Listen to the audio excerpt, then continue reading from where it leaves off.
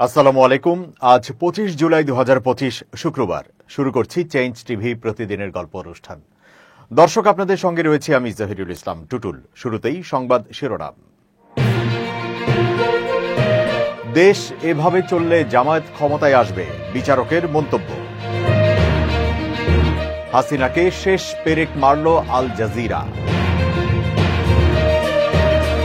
যুক্তরাষ্ট্রের আপত্তি সত্ত্বেও ফিলিস্তিনকে স্বীকৃতি দিচ্ছে ফ্রান্স।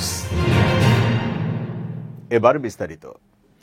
ঢাকা মেট্রোপলিটন ম্যাজিস্ট্রেট কোর্টের বিচারক জামশেদ আলম বলেছেন, দেশ এভাবে চললে জামায়াত ক্ষমতায় চলে আসবে। 24 জুলাই ঢাকার সিএমএম আদালতে এক মামলার শুনানিকালে এই মন্তব্য করে এই বিচারক। বাংলাদেশ সচিবালয়ে ভাঙচুর ও সরকারি কাজে বাধা দেওয়ার অভিযোগে গ্রেপ্তার 4 শিক্ষার্থীকে কারাগারে পাঠায় আদালত। ম্যাজিস্ট্রেট জামশেদ আলম এই আদেশ দেন। শুনানির এক পর্যায়ে বিচারক বলেন, বাংলাদেশটারই কোনো লাইফ নেই, অলরেডি পুরো দেশটাই এখন লাইফ সাপোর্টে। শিক্ষার্থীদের আইনজীবী সালাউদ্দিন খান আদালতে বলেন, আসামিরা অত্যন্ত মেধাবী শিক্ষার্থী, সামনে তাদের ভবিষ্যৎ উজ্জ্বল। সচিবালয়ে তারা আবেগে পড়ে গিয়েছিল, সেখানে গিয়ে হয়তো কিছু অপ্রীতিকর কাজ করে ফেলেছে।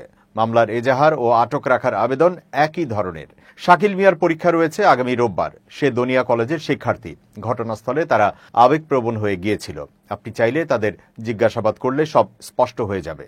রাষ্ট্রপক্ষে অতিরিক্ত পাবলিক প্রসিকিউটর মোহাম্মদ শামসুদ্দোহা সুমন জামিনের বিরোধিতা করে বলেন, আসামিরা সবাই ছাত্রলীগ ও আওয়ামী লীগের রাজনীতির সঙ্গে জড়িত। তারা কোনো বৈষম্য বিরোধী আন্দোলনের সঙ্গে সম্পৃক্ত নয়। সচিবালয়ে ঢুকে তারা প্রথম সারিতে ছিল এবং ভাঙচুর করেছে। তারা দেশকে ব্যর্থ রাষ্ট্রে পরিণত করার চেষ্টা করছে। সাবেক প্রধানমন্ত্রী শেখ হাসিনাকে ফিরিয়ে আনার চেষ্টা চলছে। কোমলমতি শিক্ষার্থীদেরকে কে ব্যবহার করছে তা রাষ্ট্রের জানা দরকার। কারা অর্থ যোগান দিচ্ছে, কারা এই ষড়যন্ত্রে যুক্ত, এসব জানার জন্য তাদের আটক রাখা দরকার। তদন্ত কর্মকর্তা ভবিষ্যতে রিমান্ডে নিয়ে জিজ্ঞাসাবাদ করতে পারেন। জামিন দেওয়া হলে তদন্তে বিঘ্ন ঘটবে। এরপর বিচারক প্রশ্ন করেন, ঢাকা বিশ্ববিদ্যালয়ের শিক্ষার্থীকে, তুমি সেখানে কেন গিয়েছিলে? তখন আবু সুফিয়ান বলেন, আমি সচিবালয়ে যাইনি। বিচারক বলেন, যদি না যাও তাহলে তোমাকে কেন ধরা হলো? উত্তরে সুফিয়ান জানান, আমি সচিবালয়ের বাইরে ছিলাম, ভেতরে যাইনি। বিশ্ববিদ্যালয় থেকে যাত্রাবাড়ি যাওয়ার পথে আমাকে আটক করা হয়। আমি জুলাই আন্দোলনে বিজয় 71 হলে সহ সমন্বয়কের দায়িত্বে ছিলাম। আমি কখনো ছাত্রলীগ করিনি। এরপর বিচারক বলেন, কারা কাকে কোথায় ধরে আনছে? এখন তো বুঝতে পারছি ভেতরে বাইরে ষড়যন্ত্র চলছে। যারা জুলাই আন্দোলনে ভূমিকা রেখেছে তারা এখন ষড়যন্ত্রের শিকার হচ্ছে। ওই আন্দোলনে অংশ নেওয়াদের জীবন প্রায় শেষ হয়ে গেছে। বিচারক বলেন, দেশে আইন শৃঙ্খলা বলতে গেলে এখন নেই। রাষ্ট্র না থাকলে সার্টিফিকেট দেবে কে? সচিবালয় হচ্ছে রাষ্ট্রের মাথা। যদি মাথাই আক্রান্ত হয় তাহলে শরীরের কি দাম থাকবে? আমরা এখন একটা ট্রানজিশন পিরিয়ডে আছি। ইউনূস সাহেব চেষ্টা করছেন, ভালো হচ্ছে না মন্দ হচ্ছে সে বিষয়ে মন্তব্য করব না। আমরা আওয়ামী লীগ ও বিএনপির শাসন দেখেছি। এভাবে চলতে থাকলে হয়তো একদিন জামাতের শাসনও দেখতে হবে। একটি রাষ্ট্র ঠিক হতে 3টি প্রজন্ম লাগে। আমাদের প্রজন্ম ভালো রাষ্ট্র দেখবে না, আমাদের সন্তানের প্রজন্ম হয়তো দেখতে পাবে। সে পর্যন্ত অপেক্ষা করতে হবে। সবকিছু এখনো পচে যায়নি, কিছু রয়ে গেছে। আশা করছি ধীরে ধীরে হয়তো ভালো কিছু দেখব। বিচারক আরো বলেন, এই দেশের 12 আনা তো অলরেডি শেষ হয়ে গেছে।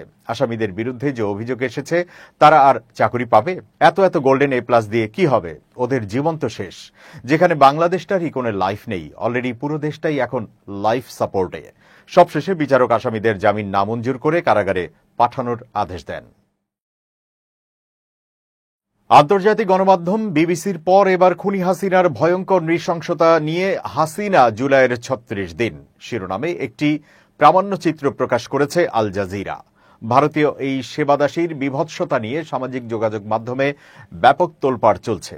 এই প্রামাণ্যচিত্রে 2024 সালের জুলাই মাসে শিক্ষার্থীদের ওপর চালানো দমন পীড়ন এবং এর পেছনের ঘটনাগুলো তুলে আনা হয়েছে। প্রামাণ্যচিত্রটিতে আল জাজিরার আই ইউনিট হাসিনার গোপন ফোনালাপ ও নথিপত্র প্রকাশ করেছে। এতে দেখা যায়, সাবেক স্বৈরাচার শেখ হাসিনা নিজেই শিক্ষার্থীদের আন্দোলন দমনের জন্য প্রাণঘাতী অস্ত্র দিয়ে গুলি করে ছাত্র জনতাকে গণহত্যার নির্দেশ দিয়েছিলেন। প্রামাণ্যচিত্রে গোপন ফোনালাপে শেখ হাসিনাকে বলতে শোনা যায়, আমার নির্দেশনা ইতোমধ্যে দেওয়া হয়েছে, আমি খোলা আদেশ দিয়েছি। এখন তারা প্রাণঘাতী অস্ত্র ব্যবহার করবে, যেখানেই পাবে গুলি চালাবে। আরেকটি রেকর্ডিংয়ে হেলিকপ্টার থেকে গুলি চালানোর নির্দেশনার কথাও শোনা যায়। আল জাজিরার তথ্য অনুযায়ী 3 সপ্তাহ ধরে চলা ছাত্র ও নাগরিক আন্দোলনে কমপক্ষে 1500 জন নিহত এবং 25,000-এরও বেশি মানুষ আহত হয়েছেন। একজন চিকিৎসকও নিশ্চিত করেছেন যে বহু আন্দোলনকারী হেলিকপ্টার থেকে চালানো গুলিতে নিহত বা গুরুতর আহত হয়েছেন। প্রামাণ্যচিত্রে আরও দেখানো হয়েছে যে কিভাবে ছাত্র আবু সাঈদকে হত্যার ঘটনাকে ধামাচাপা দিতে সরকার ভয়ভীতি ও ঘুষের ব্যবহার করেছে। শেখ হাসিনার ঘনিষ্ঠ সহযোগীরা 5 বার ময়নাতদন্ত রিপোর্ট পরিবর্তন করে গুলির অস্ত্রের উল্লেখ মুছে ফেলার চেষ্টা করেন। ফ্যাসিস্ট হাসিনা ইন্টারনেট বন্ধ করে সহিংসতার ছবি বিশ্ববাসীর কাছে পৌঁছানো বন্ধ করার চেষ্টা করেছিল বলেও গোপন নথিতে উঠে এসেছে। এর আগে মে মাসে Al Jazeera rebuilding Bangladesh democracy after Sheikh Hasina শিরোনামে আরেকটি তথ্যচিত্র প্রকাশ করে।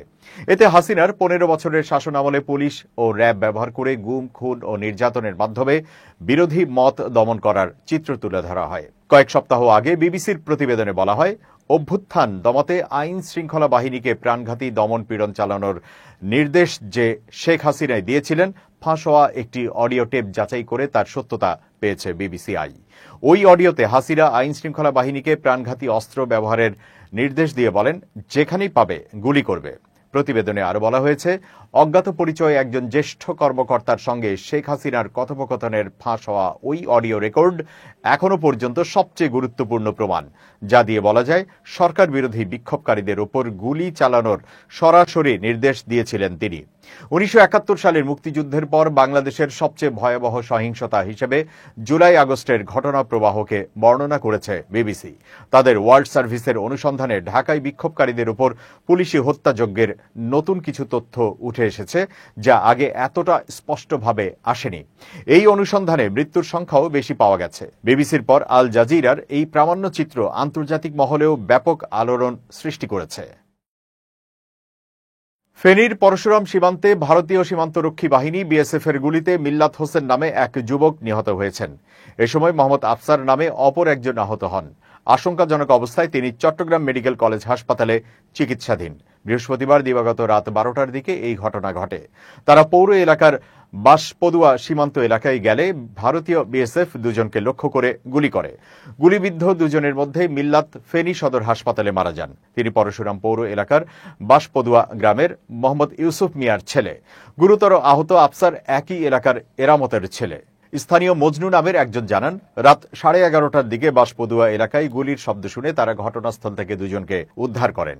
250 শয্যা জেনারেল হাসপাতালের কর্তব্যরত চিকিৎসক জাকির হোসেন মিল্লাতকে মৃত ঘোষণা করেন।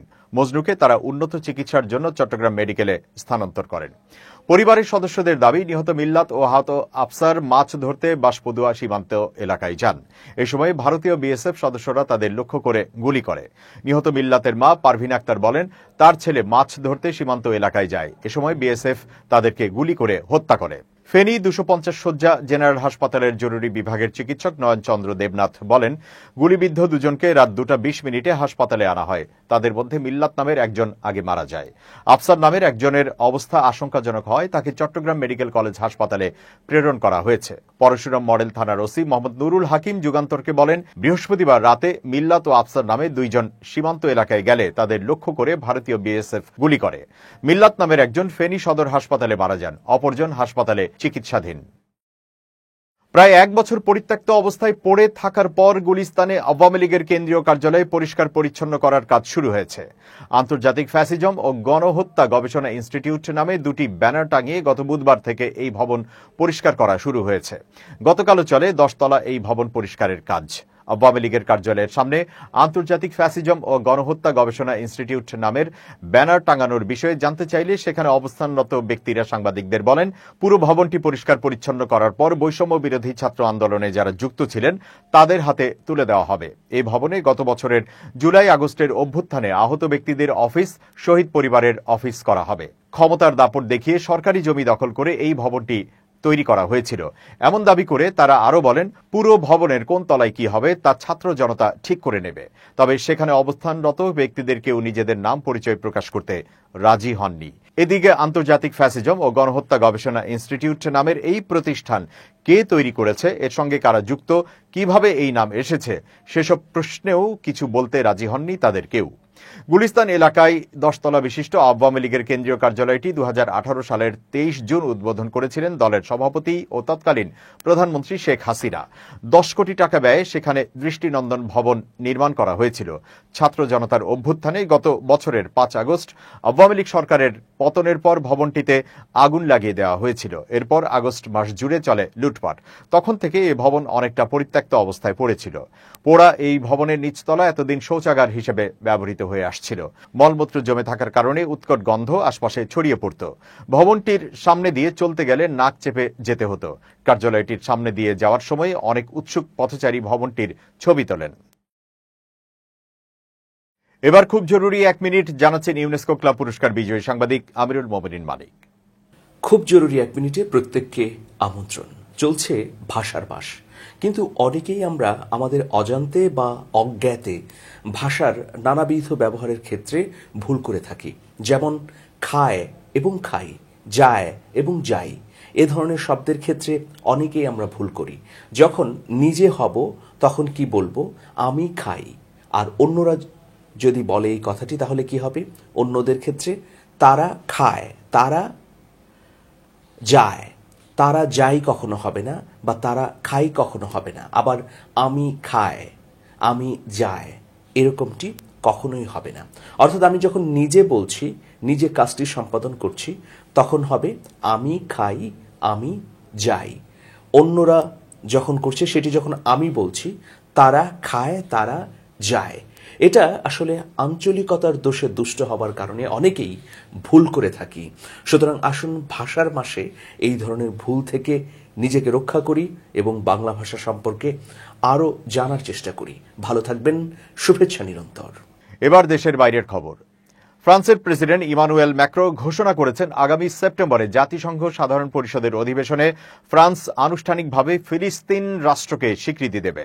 G7 জোটভুক্ত দেশগুলোর মধ্যে এটি হবে প্রথম স্বীকৃতি। বৃহস্পতিবার সামাজিক যোগাযোগ মাধ্যম এক্সে দেওয়া পোস্টে ম্যাক্রো লেখেন, গাজা যুদ্ধ অবিলম্বে বন্ধ হওয়া জরুরি। মানবিক বিপর্যয়ের মুখে থাকা বেসামরিক জনগণের জন্য সাহায্য দরকার। আমরা যুদ্ধবিরতি চাই, সব বন্দীর মুক্তি চাই এবং গাজাবাসীর জন্য ব্যাপক মানবিক সহায়তা চাই। শান্তি সম্ভব। তিনি আরো বলেন, মধ্যপ্রাচ্যে ন্যায্য ও স্থায়ী শান্তির প্রতি ঐতিহাসিক অঙ্গীকার অনুযায়ী ফ্রান্স ফিলিস্তিন রাষ্ট্রকে স্বীকৃতি দেবে। আমাদের অবশ্যই হামাসকে নিরস্ত্র করতে হবে এবং গাজাকে নিরাপদ করে পুনর্গঠন করতে হবে। একই সঙ্গে ফিলিস্তিন রাষ্ট্র গঠনের মাধ্যমে এই অঞ্চলে সবার নিরাপত্তা নিশ্চিত করতে হবে, কোনো বিকল্প নেই। ম্যাক্রো এক চিঠিতে ফিলিস্তিন কর্তৃপক্ষের প্রেসিডেন্ট মাহমুদ আব্বাসকে এই সিদ্ধান্তের বিষয়টি নিশ্চিত করেন। আব্বাসের উপদেষ্টা হুসেইন আল শেখ একে স্বাগত জানিয়ে বলেন, এটি আন্তর্জাতিক আইনের প্রতি ফ্রান্সের অঙ্গীকার এবং ফিলিস্তিনি জনগণের আত্মনিয়ন্ত্রণ ও স্বাধীন রাষ্ট্র প্রতিষ্ঠার অধিকারের প্রতি সমর্থনের প্রকাশ।